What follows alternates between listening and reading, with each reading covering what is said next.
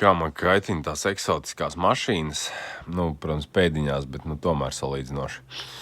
Pazīstamam Pajero Mitsubishi 4. paudze. Nedeg Xenons vienā pusē.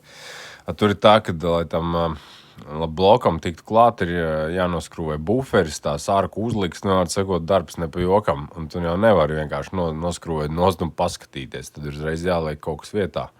Sāku meklēt to Xenonu bloku. Manā mīļā veikalā, protams, kā parasti fakuts nekā nav un neko arī dabūt nevar.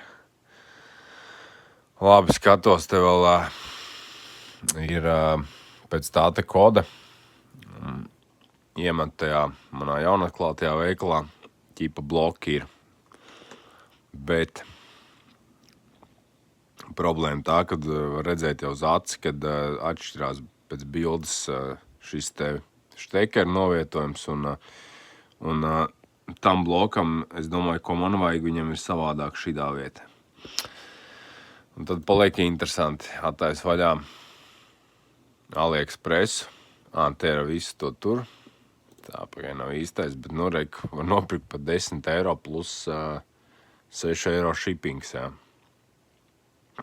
Paliek jautājums, vai kurš te kur čakarē, vai ķīnieši čakarē mūs pārdodot par 15 eiro, vai tomēr detaļu veikali, jā. Labi, tajā vienā bija normāli 30, tad citur 100 viņi maksā tie paši kreisie. Nezinu, jā, būtu baigi interesanti. Gan drīz vēršu to pasūtīt, pastīties, kas notiek.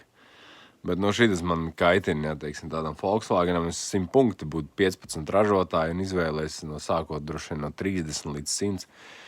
Tādam Mitsubishi var gaidīt maisu no Ķīnas kaut ko.